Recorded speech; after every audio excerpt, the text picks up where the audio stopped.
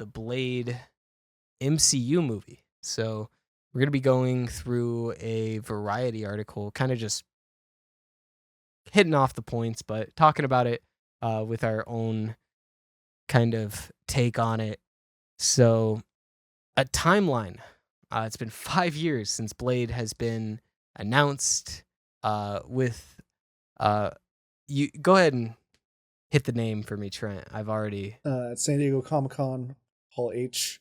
Kevin Feige came out here and introduced Mahershala Ali as Blade, and it's been one for the history books ever since because nobody's seen him, nobody's seen Blade. We've heard one word of Blade in the MCU, but other than that, he's just been in kind of production limbo, and yeah, we're about to break it down. So back on July 20th, 2019 was back when this all started. Like I said, back in Hall H, Kevin Feige brings out Mahershala Ali. He unveils the new Blade. Everybody's going crazy. They're like, "Oh my God, Blade's coming. He'll be here in the next 3 years." And here we are 5 years later. They're like, "Hey, we got no director, no screenwriter, but here's the star, baby." This is probably the biggest problem with Marvel is you would think that there's a reason that they cast him because if if we have the star but we don't have a director or screenwriter, he's definitely going to be like in Werewolf by Night or something, right? Yeah. No. He's definitely going to be in one of these other projects. Like, why not? Like, throw him in there. Maybe a little hint to him. Maybe Moon Knight. I don't know. No, nothing. We're just going to cast this man, announce to the world that this is Blade, and then do nothing about it. Yeah, so a little bit. Marvel, this isn't the first time Marvel's done this because back in 2015, I want to say, they introduced Brie Larson as Captain Marvel and essentially just did the same thing where they're like, we got the perfect person playing the character, but we have no intentions of putting them in any movie yet. But, we'll just having the name attached to it, I feel like Marvel wants to get a little bit of hype around it, and maybe, somebody like Jordan Peele is going to be like, "Oh, Mahershala Ali in a MCU movie, like let's do it." But unfortunately, that did not happen. They instead waited about 6 months, and then they hired on a director who was Stacey Osai Kapoor, and she had never directed anything. So this is going back to Marvel's problem of picking first time or like little known directors and trying to give them the reins, trying to give them the keys to one of their big properties. Which isn't necessarily a No. bad thing, but the reason it's their intention that's Yeah. wrong. Their intention is that these smaller directors are easier to influence from the studio, and that's why they're doing it. It wouldn't be a bad thing if they were like, "Hey, let's give this talented person that hasn't gotten a shot yet a big budget and a shot." There's plenty of like history around that working out for studios, but what the reason they're doing it isn't the reason it works out. Yeah. And then like we're talking 2 years of just director limbo. They brought in a new director after that, Bassam Tariq, who was then brought in to direct, and he hasn't really done anything. We're talking documentaries, short films. He had one feature-length film that, granted, very, very well received by critics, but it's a smaller movie about a Pakistani rapper. It's not like not really inside the genre. And then, so that was July 2021, and then November rolls around, and the world is shocked by the reception of Eternals, and we're sitting through the end credit scenes thinking that we're gonna see something, and we see Jon Snow open up a big box, put his hand inside, grab a sword, and then we hear I guess it's one line that we've heard him say. He says like, "Don't touch that" or something, which is just like people automatically were like, "Oh, that's Blade," which is like so funny. Ollie's voice can be heard off camera. Quote, "Sure you're ready for that, Mr. Whitman?" Which is just like really funny because why not just why not just go back and do a Blade origin story? Like they're trying to like, I don't know. they got this thing, and I think they got it during the Spider-Man era, because I don't know, people are like, hey, we've seen the Spider-Man origin story so many times, we don't need to see it again. But that's not true with every superhero. It's not like we don't like origin stories. We just don't want to see the same one told 3 times in the span of 15 years. But like, you could tell the Blade origin story again. Like, most kids haven't seen Blade, don't know who Blade is. Just do the origin story. And I don't know, in them trying to make it connected by having this Dane Whitman character. I think he's like he plays the White Knight or something. That's what his Marvel character's name in. Probably a problematic name, but you know, Black Knight. Okay, so I was problematic. No, it's okay. Saying that, but no, it's you're whitewashing his alias. So but I will go back. One sec. Sorry to interrupt you, but I gotta tell you the other ones. He's also been known as Phoenix Knight, the Pendragon in Blood. I like Wrath. the Pendragon. I think that that should be his official name in the MCU. It should be Blade in the Pendragon is the title. Yeah, just like Deadpool and Wolverine. That'll get just as much hits on YouTube, I'm sure. But yeah, after that we get Blade saying one line in Eternals, and people are like, surely he's gonna show up soon. Maybe we'll see him in Multiverse of Madness. Nope. But they have signed on another actor, apparently. Delroy Lindo has joined the cast. He was in a few movies that came out over the pandemic, I'm pretty sure. Da 5 Bloods and The Harder They Fall. Both were really good ensemble movies, but I'm convinced that this movie's just a tax write-off, but no one informed the casting department. I mean, because like a few months later, in February of 2022, they cast another person, Aaron Pierce, who joins in an undisclosed role. I mean, they're all undisclosed roles. Have they even finished the actual script? Don't know. Yeah, I love how they're just like, this person will star alongside him, but we have no idea what the story is yet.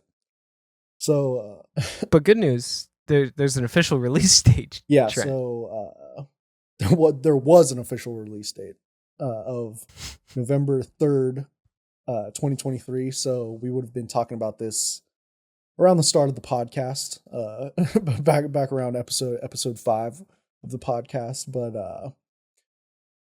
you know, so it was originally supposed to come out then.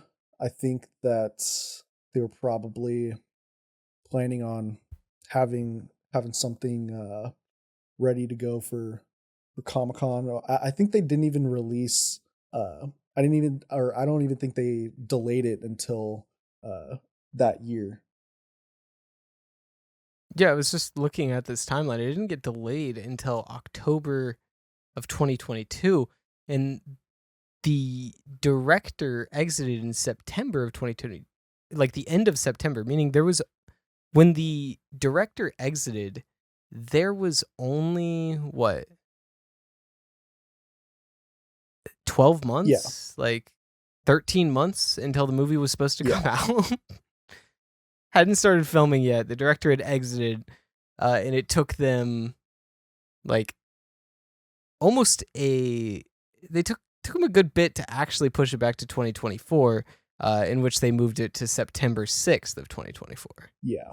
So 2 months before they were set to film, the director left, like you said, and that kind of just put the film further into production limbo, and they, like you said, pushed it back to 2024, and then in November, so 2 months after the other director left the project, they hired on Jan Demange, who probably said that wrong, but he has directed such films as White Boy Rick and 71, which are two very, looks like pretty small projects. I guess this one's got Matthew McConaughey in it and Jonathan Majors, but let's see, budget $29 million movie. So, another director that's not really that experienced. Yeah. I was looking at those, and yeah, it's not, I'm sure he could have done a fine job, but he's really why we're talking about this, because 2 days ago he exited, meaning they had lost their third director. Because, in February they said it was going to start production in about 10 weeks, but that doesn't mean it's going to start filming in 10 weeks, but Feige was just like, oh, it'll start production in 10 weeks, which makes shouldn't production have been started by now? We've cast like half the movie. We've gone through like a couple directors. How is production not started? And that was, February of 2023. And then they cast another person, Mia Goth, joined the cast. And then they signed on a writer from True Detective to do the screenplay in April 28th of 2023, which it's like the screenplay still isn't done. Like, we've gone through probably about 4 or 5 writers at this point. Then pre-production on May 5th, 2023 was shut down due to the writer's strike, which if, you were on the internet during that time, which I am sure you were well aware of the writer's strike. It's the reason why, there wasn't movies for like the first half of 2024. There was just nothing to watch. So, that one's not on Marvel. So then the release date got pushed back to 2025, to February 14th of 2025, which falls within Black History Month, which I do find it a little weird when Marvel just seems to try to put all of their Black superhero releases in Black History Month, but I digress.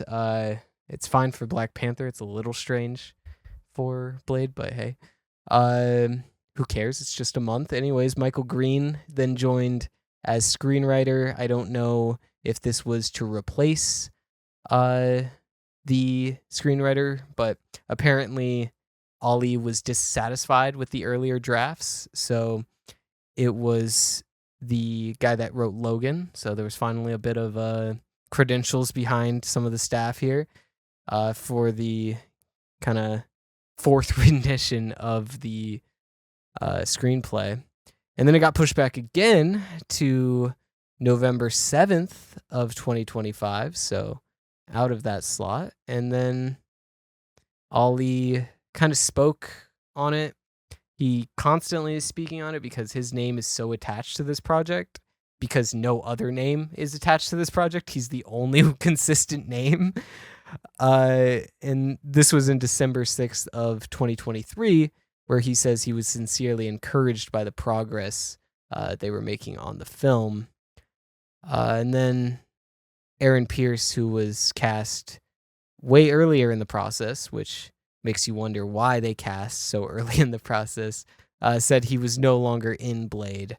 I don't know if it was a contractual issue, a creative issue, but he just said he's no longer attached. And then finally, wrapping up the timeline on June 12th, Tom Brady Day, 6/12, Jan Demange exited as director, and Eric Pearson, yeah, joined as yet another screenwriter who is known for his work on Thor Ragnarok, Black Widow, and Godzilla versus Kong. So a fairly controversial writer in terms of how, some of those are perceived, but from what I've seen of these projects, it's mostly good. So, there's some hope there, but currently we still sit in limbo with no director. They went from trying to get outside writers to now hiring people that have worked on MCU projects before, so kind of back to the old MO. So I wouldn't be surprised if they bring in a, director that they've worked with previously to do this at this point, just so they know they won't drop out. It almost seems like Marvel just needs to have a roster of like 15 directors that they work with or something, because they are struggling. Yeah, they need to now. sign those multi-movie contracts, but with directors.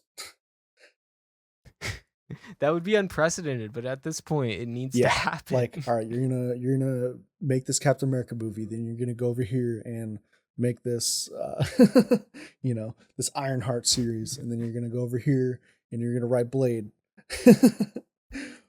Oh my god, yeah. Now I'm thinking about how Ironheart was in Black Panther, and apparently I'm just that's still coming out.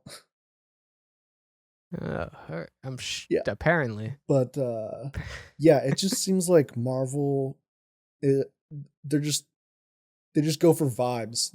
Like Kevin Feige sitting down watching X or Pearl, and he's like, I gotta get Mia Goth on the phone right now, and he calls her up, and he's like, I got a project for you. And it's just like, without even the character even being written into the movie, he's like, oh yeah, you're gonna be great in this movie. And I feel like they do that with directors, they do that with writers, they do that with actors. Like, I remember Ke Huy Quan, who was in Loki, said that the first call that he got after Everything Everywhere All at Once came out was Kevin Feige, like, calling him and telling him that he wanted him to be in Loki. So it feels like Kevin Feige truly is just like trying to scoop up anybody who's relevant at any time, and then trying to make them fit into this world, And it's interesting because we don't even know of all the people that say no. But yeah, there's Chloe Zhao that did Eternals. She won, I believe, a Academy Award, for Best Directing, and then her next film was Eternals. After that, I believe the film was what, Nomadland? Yeah. Won an Academy Award and was kind of a strange fit for a Marvel project, but it was literally just because it seemed like she won Best Director, so it was like, oh, we want to give someone with credibility a Marvel movie. We want to make a bit more high art, is what that, like you're saying, vibes. It was just doing it off vibes, which when you're winning and everything is good, it is a lot easier to do that because people are going to be saying yes.